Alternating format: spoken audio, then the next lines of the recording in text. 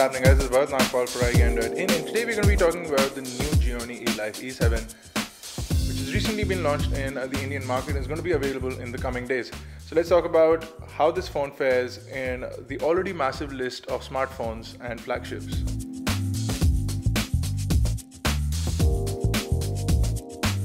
Now, the E7 is the latest smartphone from Gionee. It is their latest flagship from Gionee, which is a company from China.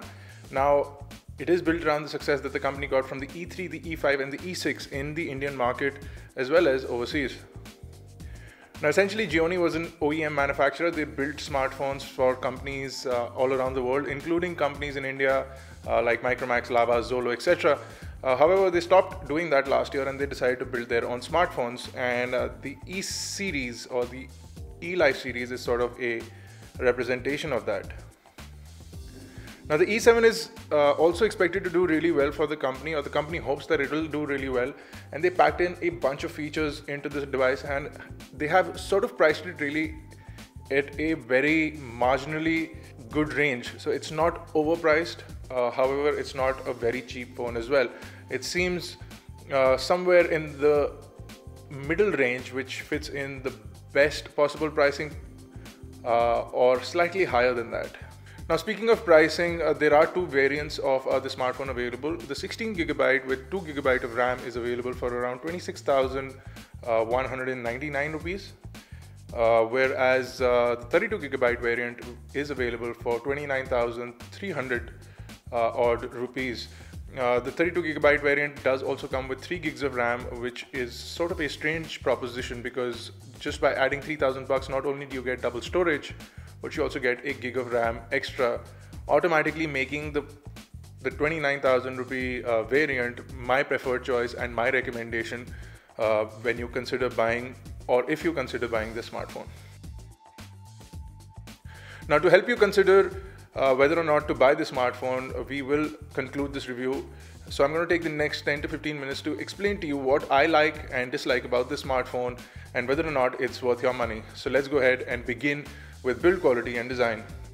Now, the E7 is built out of polycarbonate. It is a single shell design, so it is reminiscent of many of the other smartphones that you've seen in the past. So they took the E6, they merged it with the Lumia series, the HTC smartphones, and they sort of built a design and shape, form factor built on polycarbonate that works really well for the company.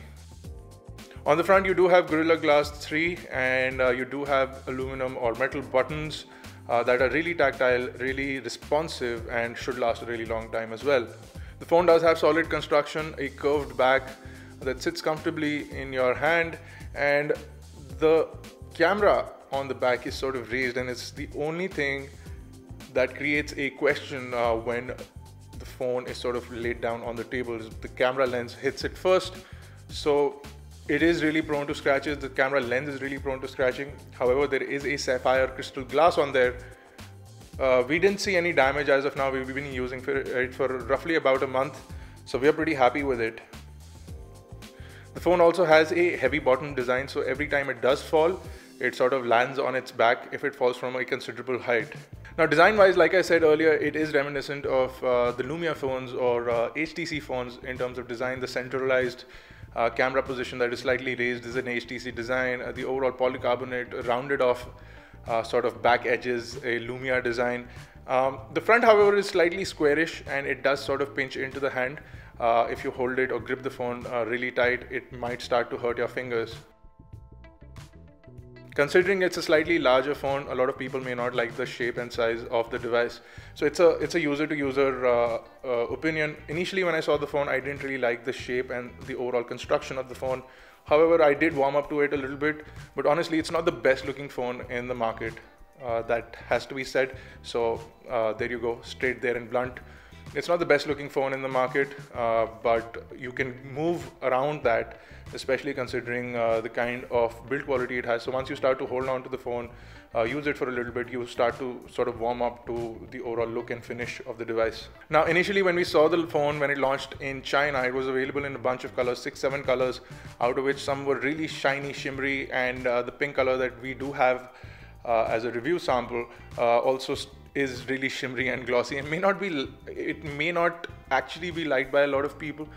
However, when the phone will be available in the Indian market, will be only available in white and black. And honest to God, that is a good thing, because the other colors may not be appreciated in the Indian market as well.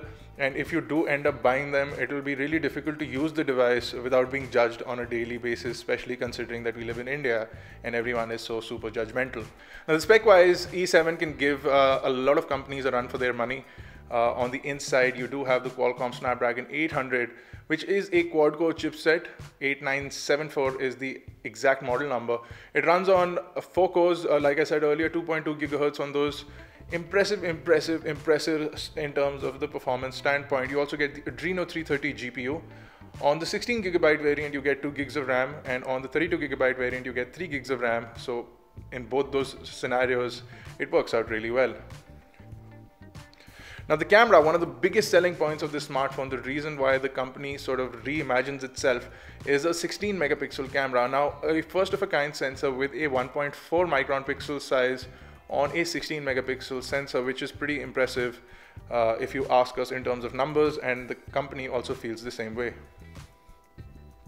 Now, the aperture remains to be f2, and the front camera as well is also pretty impressive. So we have an 8 megapixel with a 1.64, I believe, in terms of the micron size on the pixel, which is again pretty impressive. You still have the f2 aperture, so impressive cameras on the back and front in terms of numbers. And we'll talk a little bit more about the cameras when we get to the camera section, which we're going to focus on a little bit extra. Now, both these variants come in a single SIM option, which may be a letdown for a lot of people, considering that when they look at a Chinese smartphone, they assume that it's going to be a dual SIM phone. However, this is targeted to be a flagship device, so hence it sticks to just one SIM card, and that works really well. We'll talk about it more in the connectivity area when we talk about phone and connectivity. Battery on the inside is 2500 milliamp hours. Will last you a day, and again we'll talk about this in detail in just some time. So let's start off with performance. Performance on the E7 not only compares to many of the flagship, but also takes them for their money right in the face. So we compared benchmarks, for example, with the Note 3, which is set to rule the benchmarks, and also because they inflate benchmark scores is what the report came out. Whether or not the inflation part is true, the E7 sort of beats the Galaxy Note 3 in benchmarks, especially considering the fact that the 2 gigabyte variant manages to do that when we ran benchmarks. So we ran benchmarks on the 16 gigabyte with 2 gigabyte RAM variant, and it manages to beat the Galaxy Note 3 in terms of benchmark scores, in terms of overall performance capabilities on GPU, as well as CPU performance on Antutu benchmarks as well. On day-to-day usage, the phone works really well. Performance-wise, it is pretty impressive. We saw little or no lag from the device. We don't have a lot of bloatware on there as well. So the performance of the phone continues, and there is a good amount of RAM management built into the ecosystem. So you get an overall smooth finish from from the minute you start your day to the minute you put the phone back to charging. Now, on the inside is Android 4.2.2 on the base of this, and Gionee's also added something which they call Amigo 2.0. Looks good and works really well, but however, we saw that on the E6 it was slightly sluggish. That sort of goes away with the E7 thanks to the impressive processor, the included RAM, and the overall performance that we got from the device was purely impressive.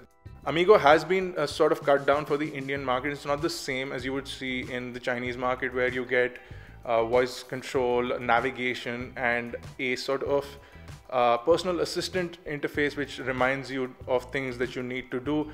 And they have been really successful with that in the Chinese market. They have built that for the Chinese market on applications that are specifically available on the Chinese store for apps on Android. And they have managed to make that ecosystem work in China. However, they have still not been able to bring that same ecosystem to the Indian market, and they promise that they will, but we have been hearing this for about 6 or 7 months, and we still haven't seen that sort of integration come to the Indian market. And many of the applications that are available on the Chinese version of Amigo are missing on the Indian version of Amigo. Now let's talk about gaming. On gaming, we saw that the device ran perfectly with all sorts of games from low end to high end. There was little or no lag, and frames run through brilliantly. So in terms of graphics performance, in terms of touchscreen capability, and in terms of overall fluidity while playing games, I don't think you will have any complaint whatsoever while using the E7. So it not only performs well in day-to-day functions, it also performs well when put under pressure. So it's sort of like the perfect student. The one good thing to note about the E7 is the fact that it does not heat up as well. Most of the devices that we saw in the polycarbonate range sort of tend to heat up when exposed to a lot of gaming or a lot of processor intensive tasks. Gionee has somehow managed to control the heat dissipation or sort of conceal it behind the polycarbonate shell. So even if it does get hot, we don't feel it on the back of the device. So that is a good thing or could be a bad thing depending on how you look at it, because a lot of heat, if it is contained inside the polycarbonate shell, may not be good for the chipset in the long run. However, if the heat dissipation is so good that we don't feel it on the back, could be an excellent thing for the life of the chipset as well. So we don't know what exactly is going on. However, the device does not heat up is what the main crux of the issue is. Now, multimedia wise, the display is really impressive indoors. You do get great viewing angles and a really nice and bright vivid display. Colors are also accurate. So you won't have any issues with oversaturated colors on the display, or you won't see extra high blues or extra high reds. So you have a very well balanced display that works really well indoors. Why I keep saying indoors is because when you go in bright daylight or in direct sunlight, the display sort of disappears on you. You need to sort of cover it with your hand or whatever to get a look of what's happening on the display. Sort of a letdown for us, because when we look at the display indoors, it looks like it's going to work brilliantly outdoors. However, that is not the case. If you don't have direct sunlight, it does work well, and if you do have an overcast or whatever, it does work well, but in direct sunlight, the display sort of gives away. The inbuilt speaker is not the loudest that we've seen, but it's pretty impressive and it is well balanced. The earpiece and the microphone also do a great job with phone calls. So if you are on a phone call, you'll see a good amount of noise cancellation being handled by the smartphone, and people on the other end may not hear a lot of your background noises, which is a very, very good thing, very smartly done by Gionee, and is missing from many of the higher end smartphones as well. Samsung does not manage noise cancellation as well on the S4 if you compare it to the amount of noise cancellation that we saw on the E7. So that again is a good feature. It's a good thing that Gionee has managed to do. Now, the sound output from the 3.5mm headphone jack is one of the best that we've seen from Android devices. If you have a good set of headphones, you will not be disappointed with the E7. We don't know what kind of headphones come inside the box, that we've not seen the final retail box yet. But we did use them with a lot of headphones around our office. For example, the sound output was almost comparable to the sound output that we get from an iPhone, and that is to say a lot for a smartphone, because the iPhone by far till date has the best sound output for headphones that we have seen, and this one comes the closest, the E7 comes the closest to an iPhone's sound audio output from the 3.5mm headphone jack. Let's talk about the camera. Gionee says that the E7 is designed for shooting. When they say shooting, they mean that the device has been designed for taking pictures, taking videos from the smartphone's camera. The camera, which is an impressive on-paper camera, 16 megapixel camera with a 1.4 micron pixel size f2 aperture, means that you get impressive low light pictures, means that you get overall better sharpness from your images, especially if you look at the numbers on paper. But the real life results also match up to that.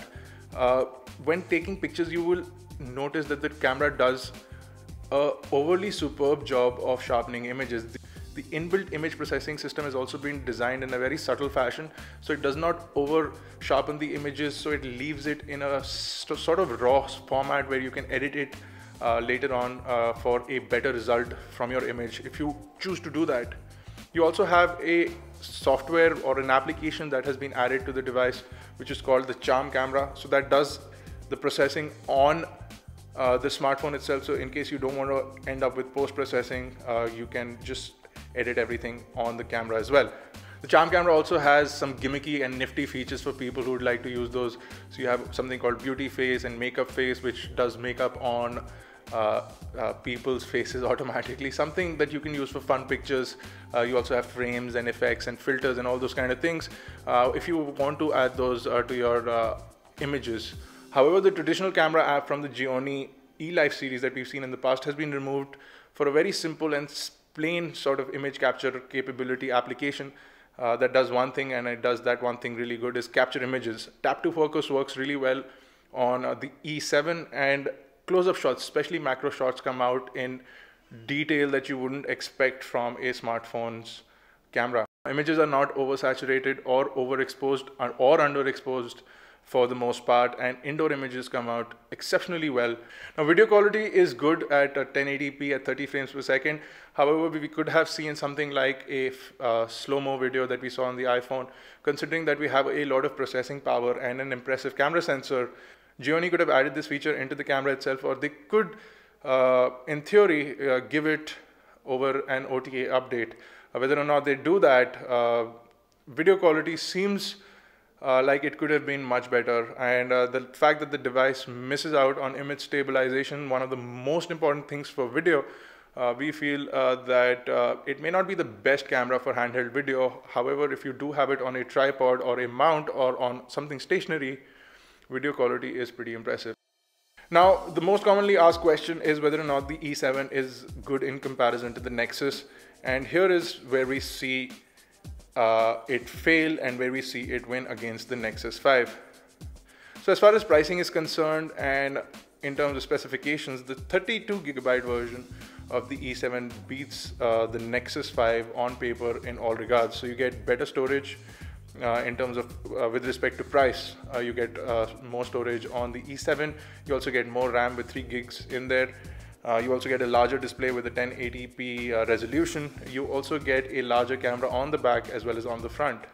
What you don't get is the strength that you get from Google in terms of the fluidness of Android and the instant updates that you get from Google, in terms of the fact that the Nexus 5 is going to be one of the first devices to get an Android update, whereas the E7 may not get an update at all.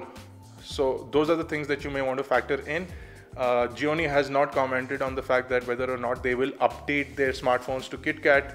So we don't know if the E7 will ever come into KitKat, whereas the Nexus 5 is already running KitKat.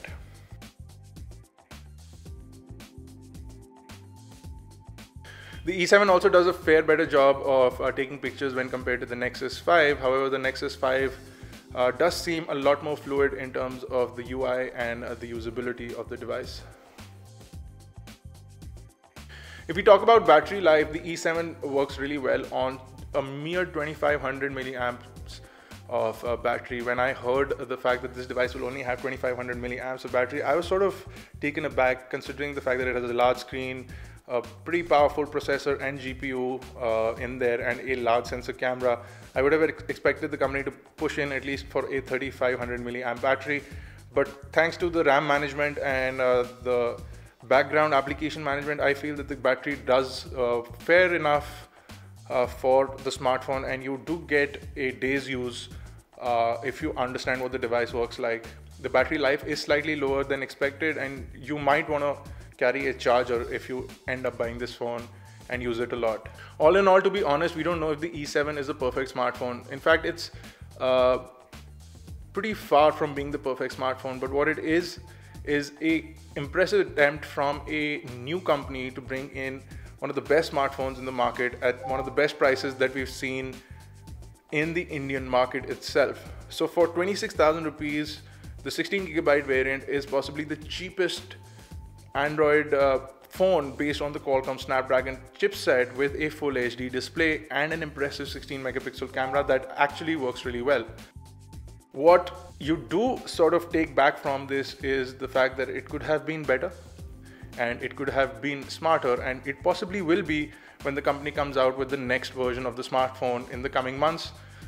However, the E7 at this moment brings an option for those who are looking to buy an Android device under the 30,000 price bracket, and the 32GB variant possibly beats the Nexus if you can let go of the fact that this is a new Chinese company. So you get an impressive smartphone with impressive specs and impressive sort of capabilities with a risk that you don't know what the service and support is like. But from what we've heard, the company has impressive service and support, and plans to expand its service network all over the country. In terms of design, build quality, and overall usability, the phone fares pretty well and should not disappoint a lot of users who are expecting or who are hoping for this phone to be their next smartphone.